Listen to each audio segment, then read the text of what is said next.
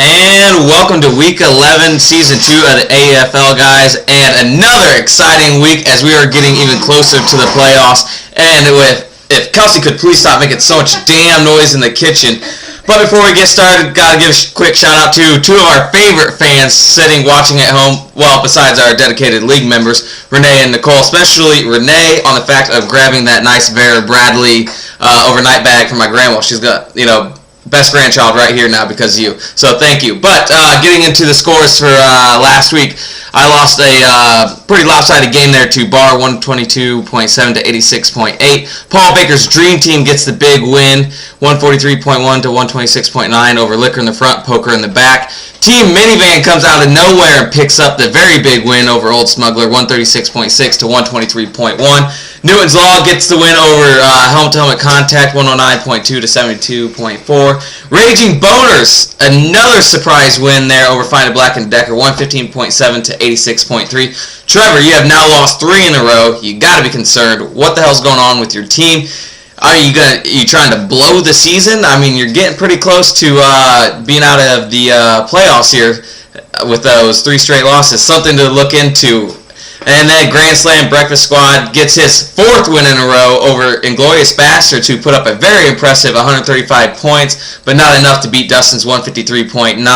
But getting into the games a little bit more, I sucked with Reggie Bush, T.Y. Hilton not getting very many big points. One good note was Ray Rice got me some points, and even with Barr having Tony Romo and Des Bryant, I thought I was going to have a chance, but just not enough points throughout my roster. But as Barr, on the other hand, got big points from Jordy Nelson, and he actually got big points from 3 big running backs.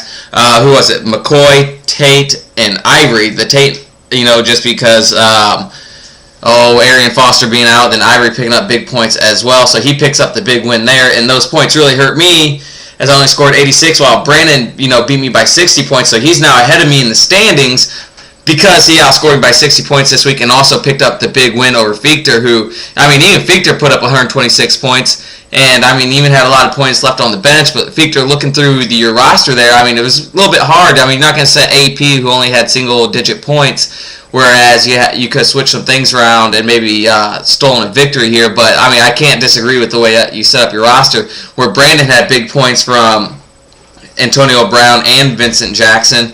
And then, got to figure out something to do with Darren McFadden, who's got 0 points the last 2 weeks because of injuries. But he is supposed to be back this week, but the way Rashad Jennings is running there in Oakland, I'm not quite sure if McFadden does come back, how many points he's even going to get to begin with. So it's something to look into, as you and I are neck and neck, Brandon, with the playoffs, and you got me by points right now, but we face each other this week, so that should definitely be interesting. Looking at Team Minivan and Old Smuggler, Edwards comes out of nowhere with a huge win, and who the hell is Garrett Graham? What the hell was that? I'd like to know. 30-some points, and then you throw in Forte and Fitzgerald picking up big points. I think this is the most points you scored all year, and I think you've now won 2 games in a row. Where Tanner, on the other hand, a little bit of struggle there with Jimmy Graham scores 10 points, but yet is his lowest on the year, and then Andre Ellington only scores 2 or 3 points, which was also his lowest on the year. And then Welker, he got 15 points, but still got a concussion. So, and 123 points would beat most of the teams in the league regardless, but Edwards, as I said, you came out of nowhere and scored your season high to pick up your 2nd straight win. Then Newton's Law picks up the big win there, basically moving to 7-4 as he was on a couple game losing streak and now secures a spot within the playoffs. Why, Will, you're still struggling to score some points. You're on the brink of the playoff cut as you're one of the first teams out in your division. And you're struggling there with Shorts and Allen not scoring very many points. And then, even Yates kind of got lucky. 109 points, even with A.J. Green, Reed, and Danny Woodhead putting up a small amount of points. Looking at Trevor, as I mentioned, dude, I think 4 games now that you've lost in a row? And then Charles, Gore, and Golden Tate's not scoring. But one good thing is Roddy White's back, and he put up 10 points for you. So that's something to look forward to once your players kind of get back and producing like they were at the start of the season. But Boner, man, big points. I think you picked up your 2nd win in the row now, so you're coming on strong towards the end of the year. Russell Wilson scored big points, Johnson, Matthews, Gates, and then you had big points on Josh Gordon, who's been on the bench for quite a while, but seems to be putting up double-digit points a little bit. Pretty consistent now, so I might want to consider starting him over Jerome Simpson, who only got you just 1 point this week. Something to consider. Maybe make it a 3-game winning streak this week. I don't know. Dustin, Ben, I can't even say enough how impressed I am with your roster, with the fact of how many injuries you've had this year, and 135 points. You beat all but 3 teams this week. Yeah, you would have lost to Brandon, Edwards, and Dustin. So not bad for a makeshift roster, man. Pretty impressive. And I think because of the points you're putting up, you're actually tied with Will record-wise, but yet point-wise you're above him, and you get that last spot in the playoffs. But Dustin, dude, you're coming on so strong. Something to definitely watch. Pretty concerning seeing how many points you're projected at each week.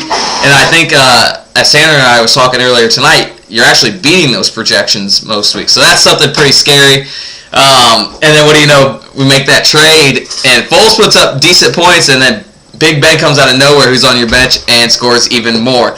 So a little funny there, but you still got big points out of Foles, which is what you were wanting out of the quarterback position. But now that we've talked enough about this week, let's get into this week's Trevor Freimeyer's Cocksucker of the Week. Ready for that? It still looks bad. No, wait. He definitely wants to get you cocksucker! And this week's Trevor Freimeyer's Cocksucker of the Week goes to Tanner Guthrie. It's pretty easy in the fact that he is now back to 7-4, tied with most of the other teams in the league. Had he got the win, he would have still been atop of the league in record-wise and point-wise. Now it's just down to points. And then not to mention, due to the fact that Edwards comes out of nowhere, scores his season high, and then you lose Welker to a concussion. Jimmy Graham doesn't put up the points, neither does Ellington after the trade. So even then, even with those problems, he still would have beat most of the teams in the league, so that's an easy call for this week. So Tanner gets the Cocksucker of the Week. Now, going into next week's games, the big matchup right here, well, at least for the commissioner anyways, and for the playoffs, is between Brandon and I. We're both 5-6. He has me by, I think, somewhere around 100 points in the standings. If I pick up this win, I'll jump ahead of him in the playoffs, as then I have a tough matchup the following and final week of the season versus Trevor, so I definitely need this win. Definitely need it. Huge game for us. Then Raging Boners takes on Formal Child Stars. Newton's Law takes on Find a Black and Decker, which Trevor really needs to win here, as Yates has already got his spot secured within the playoffs, but Trevor cannot go to 6-6 because that will put him at a tie with me. And then you have Inglorious Bastards, Liquor versus Liquor in the front, Poker in the back. Ben needs to win this game in the fact that he can't have Will win, because right now, Ben, you have Will points-wise within the standings, so you need to keep on winning here. Then Helmet Contact plays Old Smuggler, so Will definitely needs to pull out the win here if Ben is able to lose, because that's going to give him the advantage record-wise. As I mentioned, Ben already has the advantage point-wise. And then Grand Slam Breakfast Squad takes on Team Minivan, and like I said, man, Dustin's won 4 in a row. A scary team to watch right now. Just everyone's putting up huge numbers. But guys, as always, it's going to be an exciting week. I can't wait to see what happens. I'm definitely going to be glued to the TV with how bad I need to win this game, as well as some of you. But as always, fellas, I'll talk to you later. Fuck you.